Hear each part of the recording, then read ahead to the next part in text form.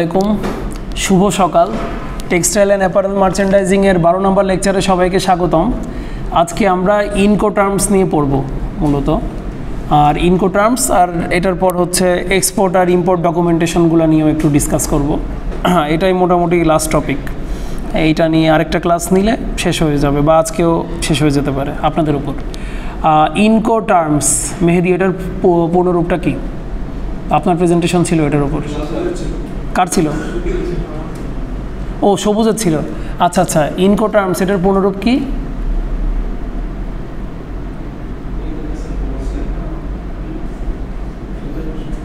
হ্যাঁ, সোহান্ত মনে হয় পারতেছেন, এটা একটু লিখে দেন। 13টা ইন্টারন্যাশনাল কমার্শিয়াল টার্মস আছে, আজকে ডিসকাস করলে শেষ। এগুলো মূলত ওই যে আমি আগের দিন বলছিলাম যে ইন্ডাস্ট্রিতে আলাদা স্পেসিফিক লোকজন থাকে, হ্যাঁ, কমার্শিয়াল ডিপার্টমেন্ট থাকে, বা এটা হচ্ছে ফাইন্যান্সের আন্ডারেই।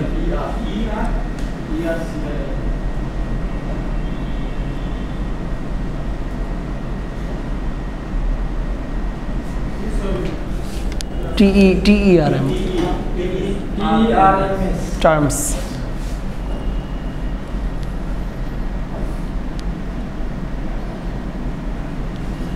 আচ্ছা, ধন্যবাদ।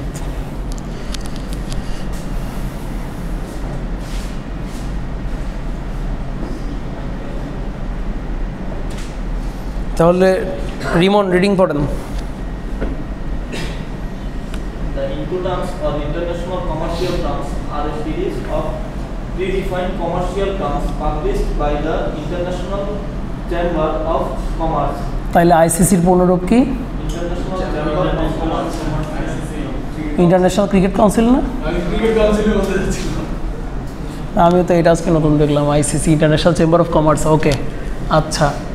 Relating to international commercial law, they are widely used in international commercial transactions or procurement processes, and they are used in encouraged by trade councils, courts, and international lawyers. ঠিক আছে, আচ্ছা। তাহলে প্রকিউরমেন্ট মানে কি? না, প্রকিউরমেন্ট মানে হচ্ছে কেনা, পারচেস করা। এই যে দে আর ওয়াইডলি ইউজড, তারা মূলত কোথায় ব্যবহার করা হয়? ইন্টারন্যাশনাল কমার্শিয়াল টার্মসগুলো কোথায় ব্যবহার করা হয়? ইন্টারন্যাশনাল কমার্শিয়াল ট্রানজ্যাকশন, আন্তর্জাতিক যে অর্থনৈতিক লেনদেন, এবং প্রকিউরমেন্ট প্রসেস, কেনাকাটার যে প্রসেসগুলো। কেনাকাটার প্রসেস কেমন হইতে পারে? এই আপনি হচ্ছে গার্মেন্টস কিনবেন 10,000 পিস একটা কোম্পানির থেকে, ওইটা কেনাকাটা। ওই যে কোম্পানিটার থেকে আপনি 10,000 গার্মেন্টস কিনবেন, সে আবার আরেকটা কোম্পানি থেকে ফ্যাব্রিক কিনবে, আবার ফ্যাব্রিক, ঠিক আছে, সে তো আবার ফ্যাব্রিক কিনবে আরেকজন থেকে, ফ্যাব্রিক কিনে তো সে গার্মেন্টস বানাবে। এবার যে যার থেকে ফ্যাব্রিক কিনবে, সে আবার আরেকটা কোম্পানি থেকে ইয়ার্ন কিনবে, তাই না? বুঝতে পারছেন তো? তো এই যে এখানে কেনাকাটার যে প্রসেসগুলো, এখানে আমরা যে টার্মসগুলো ব্যবহার করি মূলত এই যে কমার্শিয়াল যে ইনভয়েস বা এলসি, যে লেটার অফ ক্রেডিট, কন্ট্রাক্টগুলো হয়, কিসের বেসিসে হয়? এখানে হচ্ছে ইন্টারন্যাশনাল কমার্শিয়াল টার্মসটা আসতেছে এইটার বেসিসে। মানে অর্ডারের আপনার দুইটা পার্টির ভিতর যে অর্ডার হচ্ছে, এই অর্ডারের চুক্তিটা কিসের ভিত্তিতে হচ্ছে, যে শর্তগুলো কি, এই শর্তগুলো ডিফাইন করার জন্য আমরা ইনকোটার্মস ব্যবহার করি। এতটুকু পর্যন্ত কারো কোনো ডাউট আছে? আচ্ছা, 2000 আর ইনকোটার্মস কিন্তু অনেকবার রিভাইজ হয়েছে।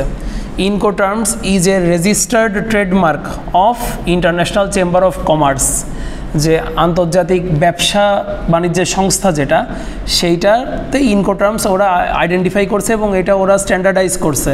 এটাকে ওরা একটা সূচক হিসেবে দাঁড় করাইছে, এবং এই সূচকটা প্রথমে পাবলিশ হয়েছে কত সালে? দ্বিতীয় বিশ্বযুদ্ধের আগে।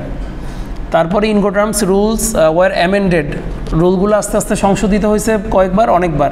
1953 সালে, 67 সালে, হ্যাঁ, লাস্ট হচ্ছে 2019 সালে আবার নতুন ইনকোটার্মস 2020 পাবলিশ হয়েছে। কিন্তু এখনও পর্যন্ত আমরা একটা জিনিস নতুন পাবলিশ হইলেই ওইটার সাথে সাথে হয় না। যেমন আপনাদের সবারই তো ল্যাপটপ আছে না? সবার ল্যাপটপ নাই? কার? আচ্ছা, দুজনের নাই। তাহলে ওই কম্পিউটার থাকলে হবে। বাকি 5 জনের ভিতর আমি জরিপটা করি।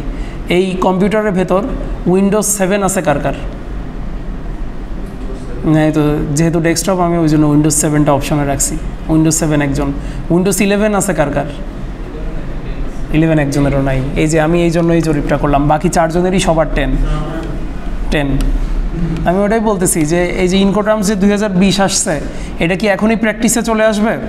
এটা আসবে না। এটা আগে যারা শুরুতে কিছু মানুষ এটা ইমপ্লিমেন্ট করে তারা বেনিফিট পাচ্ছে কিনা সেটা হয়তো দেখা হবে। দেখার পর বাকিরা যখন দেখবে যে উইন্ডোজ 7-এর চাইতে উইন্ডোজ 10টা সুবিধার, তখন তারা উইন্ডোজ 7 বাদ দিয়ে 10-এ শিফট করবে। যখন আর 10 ইউজাররা যখন দেখবে 11 ইউজ করা সুবিধা, তখন তারা 10 বাদ দিয়ে 11-এ যাবে। তো আমি এটা কী জন্য বলতেছি যে আমাদের এখন ইন্ডাস্ট্রিতে ইনকোটার্মস যে 2012 এটা প্র্যাকটিসে আছে। নতুন ইনকোটার্মস মোট সম্ভবত 18টা নাকি 21টা টার্ম নিয়ে ইনকোটার্মস 2020 আসছে। কিন্তু ওই চুক্তি মানে ওগুলো এখনও আমাদের ডে টু ডে বেসিসে বা আমরা যে কন্ট্রাক্ট করি দুইটা পার্টি, এইগুলো এখনও ওরা ব্যবহার করে না। এখনও 2012-র যেই ইয়েগুলো আছে, টার্মসগুলো আছে, ওই টার্মসগুলোই ফলো করে সবাই। তো এখানে 13টা টার্মস আছে এবং 13টা টার্মস মোটামুটি 4টা গ্রুপে ভাগ করা হয়েছে।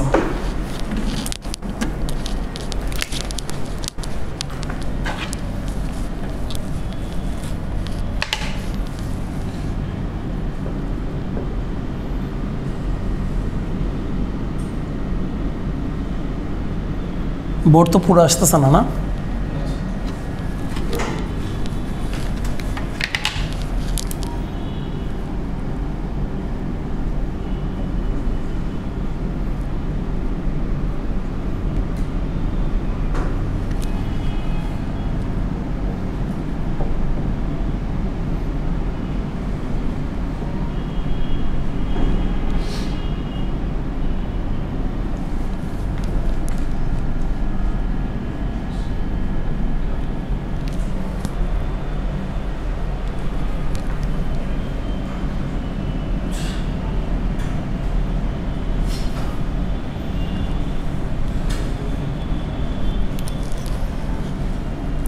এই সাইডে কতটুকু আসতেছে? এতটুকু আসতেছে? হ্যাঁ, আরেকটু বাড়ায় দেন। বোর্ড যাতে পুরো আসে এটা আনেন।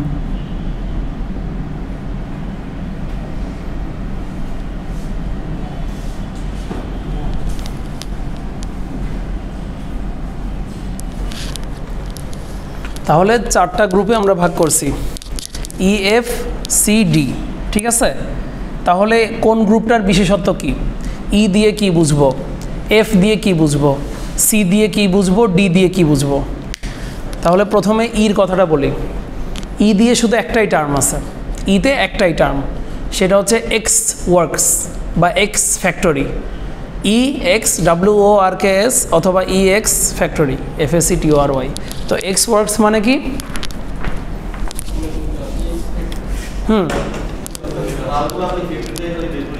অলরেডি জানেন আপনারা, তাইলে এটার আমি ব্যাখ্যা লিখতেছি না, ঠিক আছে?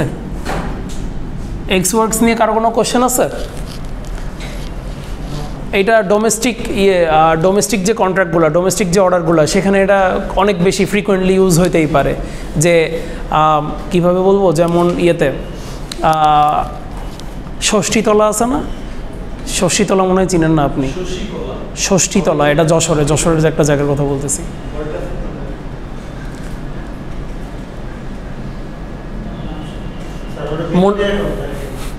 না, ও আসলে শহরে থাকে নাই। তো শহরে থাকছেন? ষষ্ঠীতলা চিনেন না? কোন জায়গায় থাকছেন? মনিহারের পাশে থাকছেন। আচ্ছা, কি বলে MM কলেজটা কোন জায়গায় জানো?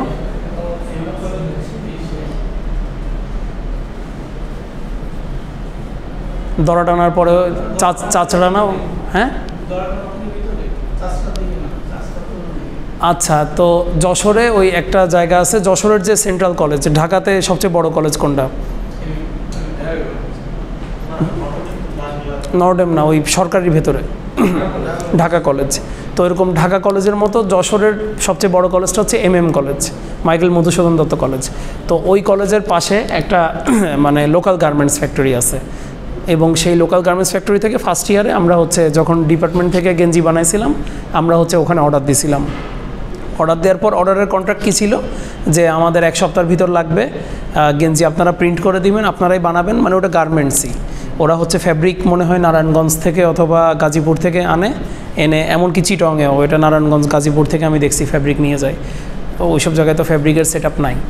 তো নিয়ে গিয়ে ওরা গার্মেন্টস, ওদের সেট আপ আছে, এই যে ধরেন 3টা মেশিন থাকলেই এই যে পোলো শার্ট বানানো পসিবল, যে ফ্ল্যাট লক থাকতে হবে, ওভারলক থাকতে হবে, আবার ফ্ল্যাট লক ছাড়াও পসিবল, এমন না যে পসিবল না, যদি ওই যে ইয়ের মতো হয় অনেকের।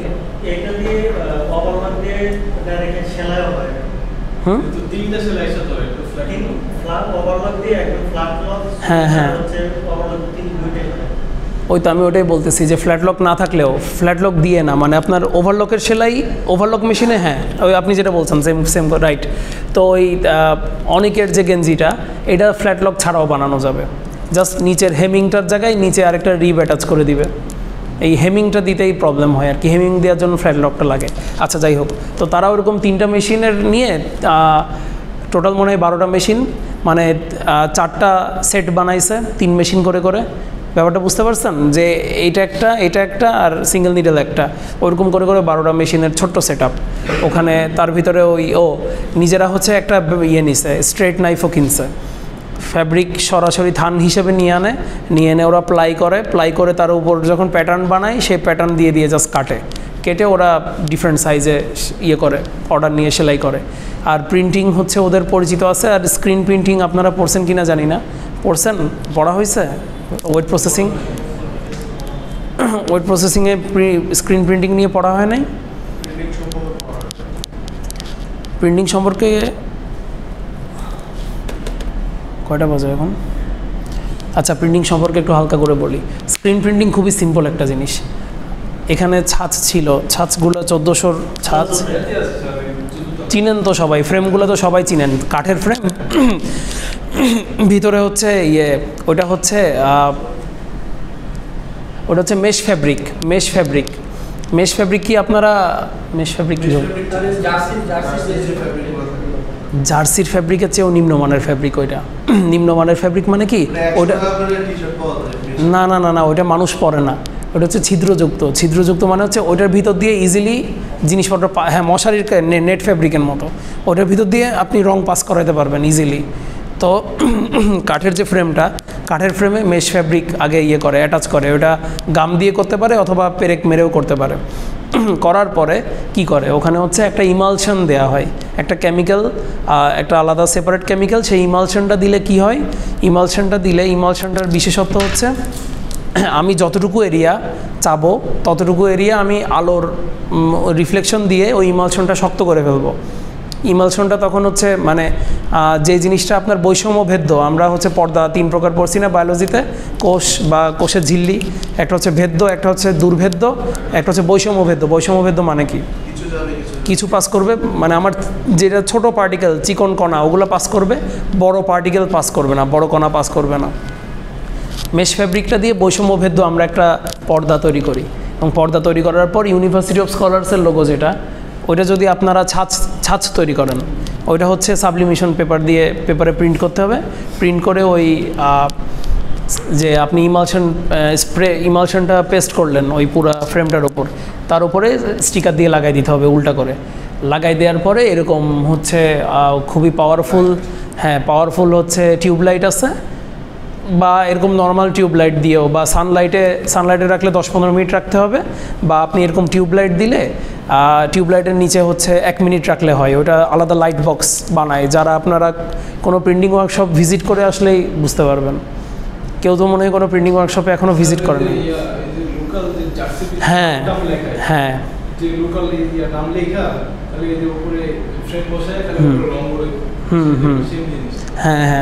ওখানে গেলেই আমি ওদের সেটআপই ব্যাখ্যা করতেছি। আমি স্ক্রিন প্রিন্টিংও শিখছি, বা এটা নিয়েও আমি বিজনেস করছি।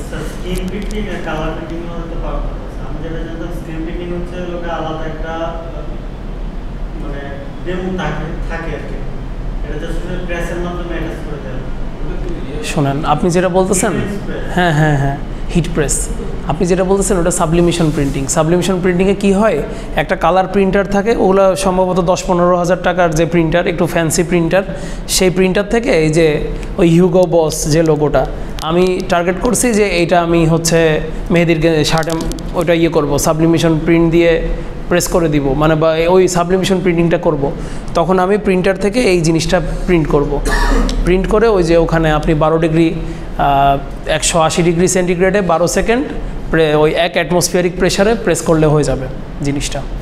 আর স্ক্রিন প্রিন্টিংটা হচ্ছে ইয়ে করে স্কুইজি দিয়ে, আমি যেটা এক্সপ্লেন করতেছিলাম টোটালটা, যেহেতু আপনারা এটা ওয়েট প্রসেসিং 2 এর লেখাপড়া, আপনাদের ওয়েট প্রসেসিং 2 হয়ে গেছে, কিন্তু এটা আপনারা জানেন না, তাই আমি শর্টে বলতেছি। সাবলিমেশন যে ইয়েটা, সাবলিমেশন বলতেছি, ইমালশন যেটা আমি স্প্রে করলাম, ইমালশনটা আমি পুরো ইয়েতে মাখাইলাম, পুরো ফ্রেমটাতে মাখানোর পরে আমি হচ্ছে ইউনিভার্সিটি অফ স্কলার্সের লোগোটা ট্যাপ দিয়ে মেরে দিলাম। ট্যাপ দিয়ে মারার পর আমি যখন লাইট বক্সের নিচে ওই ফ্রেমটা দিব বা সূর্যের আলোতে দিব, সানলাইটে দিব, তখন কি হবে, তখন হচ্ছে ওই ইমালশনটা শক্ত হয়ে যাবে, ইমালশনটা শক্ত হয়ে যাবে ওই মেশ কাপড়ের ওপর। আর যে জায়গায় ইউনিভার্সিটি অফ স্কলার্সের লোগোটা আমরা দিছি, হ্যাঁ ওই জায়গাটাই শক্ত হবে না। তারপর আমরা ওয়াটার গান দিয়ে স্প্রে করে, মানে জোরে পানি দিয়ে স্প্রে করে আমরা হচ্ছে ওই জিনিসটা ভেঙে ফেলবো ওই জায়গাটা, তখন সুন্দর করে ইউনিভার্সিটি অফ স্কলার্সের জায়গাটা ফাঁকা হয়ে যাবে। এরপর ওই জায়গায় আপনি ওই রাবার প্রিন্ট করেন, বা আপনি হচ্ছে পিগমেন্ট প্রিন্ট করেন, বা আপনি ওই যে আরও দেখাইছিলাম না যে অন্ধকারে জলে গ্লো ইন দ্য ডার্ক, যেটা হচ্ছে রেডিয়াম প্রিন্ট বলে বা ফসফরাস প্রিন্ট বলে, ইচ্ছা মতো করেন। এটা হচ্ছে স্ক্রিন প্রিন্টিং। তো ওই স্ক্রিন প্রিন্টিংটাও ওদের থাকে যারা হচ্ছে নিজেরা বিজনেস করতে চায়, মানে আপনাদেরকে আমি সব রকম অপশনই একদম এক্সপ্লেইন করে এক্সপ্রেস করে বলতেছি। আপনাদের যদি রিসার্চ করার ইচ্ছা থাকে ওইটাও আপনারা ওই পথ পার্সু করতে পারবেন, ওই পথে যেতে পারবেন। বিজনেস করার ইচ্ছা থাকলেও খুব সহজে করতে পারবেন, সেট আপে বেশি কষ্ট পড়ে না। এরকম সেকেন্ড হ্যান্ড মেশিন, আগে নিজেকে মেশিন ভালোভাবে চিনতে হবে, না হয় ওই ল্যাপটপ যদি আমি না চিনি বা মোবাইল যদি না চিনি, সেকেন্ড হ্যান্ড একটা কিছু কিনতে গেলে আমাকে ঠকাই দিতে পারে। ওইরকম মেশিন সম্পর্কেও ভালো আইডিয়া নিয়ে বা বিশ্বস্ত কোনো মেকানিক সাথে নিয়ে সেকেন্ড হ্যান্ড মেশিনও কিনতে পারবেন। কিনে আপনার টোটাল একটা সেট আপ দিতে,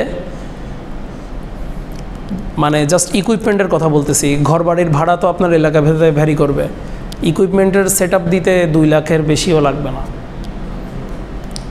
কারণ আপনি যদি এই যে পার মেশিন এগুলো সেকেন্ড হ্যান্ড আপনি 10-12 হাজারে কিনতে পারেন, তাইলে এই সিঙ্গেল নিডেলের দাম সবচেয়ে কম, ওভারলকের দাম বেশি তার চেয়ে, ফ্ল্যাট লকের দাম তার চেয়ে বেশি। আর ফ্ল্যাট লক বেশি লাগে না, ফ্ল্যাট লকের সেলাই গেঞ্জিতে শুধু 2 জায়গায়, একটা বা 2টা হলে যথেষ্ট। ওভারলক হয়তো 3-4টা লাগবে, আর সিঙ্গেল নিডেল যেমন আমাদের ল্যাবেই ফ্ল্যাট লক 1টা, ওভারলক 2টা, সিঙ্গেল নিডেল 3টা, তো 3:2:1। কানজাই এইটা স্পেশাল মেশিন, স্পেশাল পারপাসে এনে রাখা হয়েছে আর কি। কানজাই মেশিনে হচ্ছে যেগুলো ভারী সেলাই, এবং এই যে লেগ ওপেনিংয়ে জগার্সে, হ্যাঁ আপনাদের ডেনিমে হয় জগার্সের লেগ ওপেনিং মানে পায়ের তলায় আর কি, ওখানকার সেলাইগুলো দেওয়া যায়। বেল্ট লুপের সেলাই দেওয়া যায়, বড় বড় আর কমপ্লেক্স সেলাই যেগুলো এইসব জায়গায় দেওয়া যাবে না, নিডেল ভেঙে যাবে। এটা নিডেল আর ওই মেশিনগুলোর নিডেল সেম না। না, এই মেশিনটা আমরা স্পেশালি 12-13 ক্লাস যখন নিতাম আমি চালাইছি, কিন্তু এখানে তো একটু গ্যাঞ্জাম বলতে এই যে 15 ব্যাচরা ক্লাস করে তারা অতিরিক্ত কিউরিয়াস, পার্টস পাতি নাড়াচাড়া করাই ফেলছে। ওইটা সমস্যা নেই, আমরা ইনভেন্টরি করে রিপোর্ট করে দিব। আচ্ছা, আবার টপিকে ফেরত আসি। তো সেট আপ ওইরকম 2 থেকে 3 লাখের ভিতর ইকুইপমেন্ট কিনে ফেলতে পারবেন সেট আপ দেওয়ার জন্য। এই এক্স ওয়ার্কস যেগুলো এই লোকাল মার্কেটের অর্ডারের ক্ষেত্রে আমরা এক্স ওয়ার্কস পলিসিটা সচরাচর ইয়ে করি। তারপরে এরপর সিতে আসি। সিতে 4টা, এবং এগুলো খুবই সিম্পল জিনিস, সিএফআর, সিআইএফ, সিপিটি আর সিআইপি। এটা তাহলে মুছে দিই।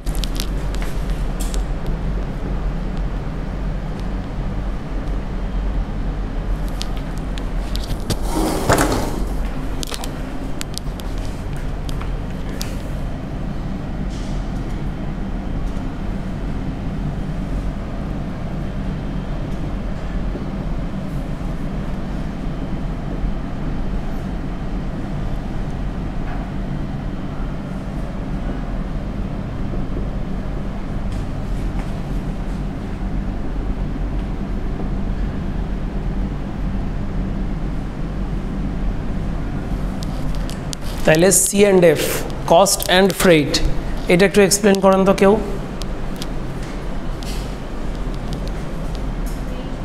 পারবেন না? কস্ট অ্যান্ড ফ্রেট,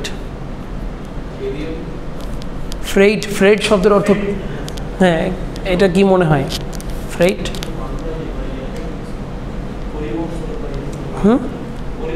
হ্যাঁ পরিবহন, ফ্রেট হচ্ছে পরিবহন বা ট্রান্সপোর্টেশন আর কি। তো কস্ট অ্যান্ড ফ্রেট মানে হচ্ছে আপনার প্রোডাক্ট তৈরি করার খরচ দিবে, মানে আপনার হচ্ছে এই যে লেবার কস্ট হতে পারে, আপনার নিজের ইউটিলিটি কস্ট হতে পারে, আপনার সেট আপ কস্ট হতে পারে, আপনাকে খরচ দিবে, মানে আপনার মেকিং যেটাকে মেকিং কস্ট বলে আর কি। তার মানে কি ফ্যাব্রিক, অ্যাক্সেসরিজ এগুলার কস্ট কি আমাকে দিচ্ছে? তাহলে এগুলো সে দিবে, বায়ার আমাকে এগুলো দিবে, আমি জাস্ট সেলাই করে দিব, সেলাই করে আমি গাড়িতে করে পাঠিয়ে দিব, এটা হচ্ছে কস্ট অ্যান্ড ফ্রেট। কোনো কনফিউশন আছে?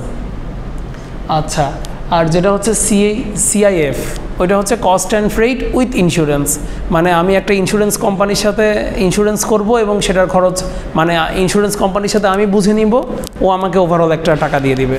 মানে তাহলে আমাকে বলেন C&F আর একটা হচ্ছে CIF, এই দুইটার ভিতর মানে যে হচ্ছে ম্যানুফ্যাকচারার যে প্রস্তুত করবে তার লাভ করার সুযোগ বেশি কোনটাতে? C&F এ। আর বাকিরা কি মনে করে? ইন্স্যুরেন্স করার দরকার নাই। আর বাকিরা কি মনে করেন? বাকিরা কিছু মনে করেন না নাকি? একমত দ্বিমত কিছু একটা তো হইতে হবে, একমত না দ্বিমত না? তুনান?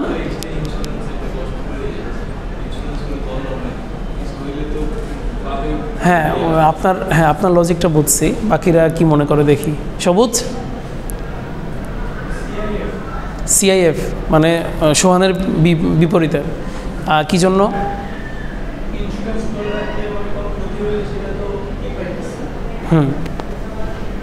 আচ্ছা আপনার লজিক এটা। সুমাইয়া কি C&F না CIF? CIF লজিক কি? মানে ইন্স্যুরেন্স তো পাচ্ছে কে? ইন্স্যুরেন্স পাচ্ছে বায়ার, ইন্স্যুরেন্স তো আর সেলার পাচ্ছে না। কিন্তু এই CIF করলে আপনি টাকা বেশি নিতে পারতেছেন। হ্যাঁ, যে আমি ইন্স্যুরেন্স করতেছি, ইন্স্যুরেন্সের খরচ তো আমি দিব না। হ্যাঁ পকেটে আসবে, মানে সে ওখান থেকেও কিছু নিতে পারবে। ও ইন্স্যুরেন্সটা দেখায়, ও যখন একটা নতুন কিছু করতেছে ও তো ওইটা দেখায় বেশি চাইতে পারবে। আমি ওইটা বলতেছি যে আপনারা মানে একটা বায়ার একটা সেলার, এটা এক একজন এক একভাবে চিন্তা করতে পারে যে আপনাকে যদি সে টাকা বেশি না দেয় তাহলে আপনি কেন তার জন্য ইন্স্যুরেন্স করবেন? মানে হ্যাঁ আমার কস্টে কুলাচ্ছে না, আমার প্রফিট হচ্ছে না, আমি তাহলে অর্ডারটা তো করতে পারবো না, ওইভাবে করে দিতে পারবো না। আচ্ছা, CPT আর CIP, এখানে CPT হচ্ছে ক্যারেজ পেইড টু। CPTতে তাহলে কি বোঝা যাচ্ছে? ক্যারেজ পেইড টুটা হচ্ছে যে রাইট, হ্যাঁ ম্যানুফ্যাকচারার দেওয়া লাগবে। ওই C&F এর হচ্ছে অর্ধেক। C&F A cost and freight মানে গাড়ির ভাড়াও আছে, আবার প্রোডাকশন মেকিংয়ের কস্টটাও আছে। CPTতে প্রোডাকশন ওই কস্ট অফ মেকিংটা ইনক্লুড করে না, জাস্ট ক্যারেজ বহনকারীর যে খরচটা এটা বহন করতে হবে বা এটা বহন করবে। আর CIP হচ্ছে সেম জিনিস উইথ ইন্স্যুরেন্স। আচ্ছা, এরপর F এর 3টা টার্ম আছে। F এর 3টা টার্ম আমি আর লিখতেছি না, লিখে এখানে বলে দিই। F এর টার্ম এইটাই সবচেয়ে বেশি চলে এবং এটাই আপনারা জানেনও সবচেয়ে বেশি। FOB যেটা ফ্রি অন বোর্ড অথবা ফ্রেইট অন বোর্ড, এই ফ্রেইট এখানে সব জায়গায় ফ্রির বদলে ফ্রেইট লিখলেও জিনিসটা অ্যাকিউরেট হবে, একই জিনিস হবে। ফ্রেইট অন বোর্ড মানে কি? হ্যাঁ, তার মানে ধরেন হচ্ছে সোহানের সাথে তুনানের কন্ট্রাক্ট হয়েছে FOB, এটার মানে কি? হ্যাঁ, এটার মানে কি? ওদের দুজনের চুক্তি হয়েছে ফ্রেইট অন বোর্ড, তাহলে তুনান কতটুকু পর্যন্ত পৌঁছাবে সোহানকে? বোর্ডে তুলে দিবে নাকি দিবে না? তুলে দিবে না, এটার পক্ষে কে? আচ্ছা, আর তুলে দিবে এটার পক্ষে কে? অনবোর্ড মানে তুলে দিবে। আর আপনি যেটা বলতেছেন যে তুলে দিবে না, এটা হচ্ছে এফএস, ফ্রেট অ্যালংসাইড শিপ। পোর্টও না, এটা হচ্ছে যেটা হচ্ছে অ্যালংসাইড শিপ। হ্যাঁ, পোর্ট পর্যন্ত মানে কি, পোর্টের ভেতরে দিয়ে দিবে, পোর্টের ভেতরে ঢুকাই দিবে। আর যেটা হচ্ছে এফসিএ, ফ্রি ক্যারিয়ার, ওইটা হচ্ছে পোর্ট পর্যন্ত পৌঁছায় দিবে। মানে আপনি পোর্ট পর্যন্ত ওয়ার্ড যেটা বললেন, পোর্টে ঢুকাই দিবে না, পোর্ট থেকে আরেকটা কোনো কোম্পানি তার সে বুঝে নেবে জিনিসটা। তো সবচেয়ে বেশি ইউজ হয় এফওবি এবং তারপরে ইউজ হয় এফএস বা এফসিএ। আচ্ছা, এবার তাহলে বাকি থাকে ডি হচ্ছে অ্যারাইভাল, যে আমি ডেলিভারটা কিভাবে হবে, ডেলিভারিটা পার্টিকুলারলি ডেলিভারি নিয়ে এরকম 5টা শ্রেণীতে ভাগ করা হয়েছে। একটা হচ্ছে DF, delivered at frontier. DF, delivered at frontier, এটা হচ্ছে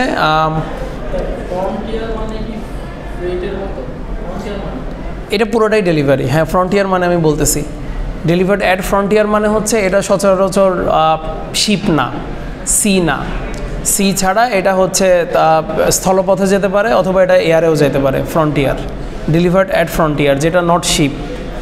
delivered ex ship, delivered ex ship মানে হচ্ছে এটা শিপের থ্রুতে যাবে। আর ডেলিভার্ড এক্স কুয়ে, কুয়ে মানে হচ্ছে বন্দর, এটা হচ্ছে বন্দরে পৌঁছায় দেওয়া হবে। ডেলিভার্ড এক্স কুয়ে মানে ওর বন্দরে আমি পৌঁছায় দিচ্ছি জিনিসটা।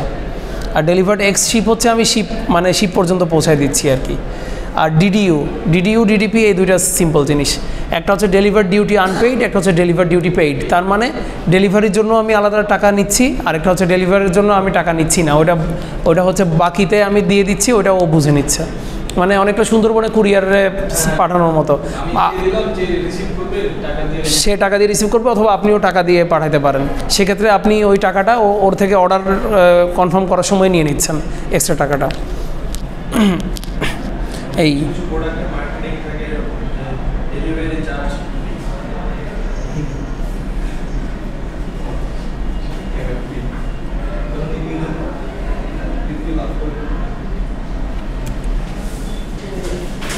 এই যে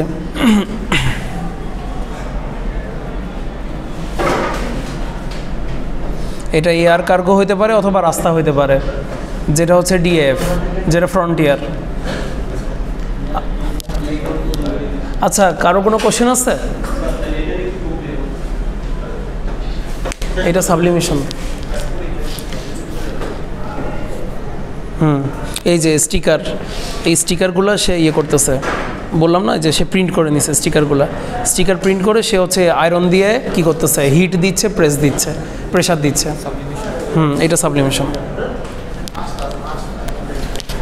এবং এইভাবে হচ্ছে বেশি মোস্ট কমনলি এইভাবে হচ্ছে ওই যে বলে না 100 টাকা দিয়ে নিচে পিছনে নাম নাম্বার, জার্সিতে নাম নাম্বার বসানো যায়, ওইটা এইভাবে করে। আবার হচ্ছে অনেক সময় একটা গেঞ্জি, যে আমার খুব একটা ডিজাইন পছন্দ হয়েছে, একটা গেঞ্জি আমি প্রিন্ট করব, ওইটা এইভাবে করে সাবলিমেশন দিয়ে। আর একটা গেঞ্জি স্ক্রিন প্রিন্ট করতে গেলে কিন্তু লস হবে, ওটা মানে প্রফিট করতে পারবে না। আচ্ছা মেহেদি, একটু অফ করে দাও।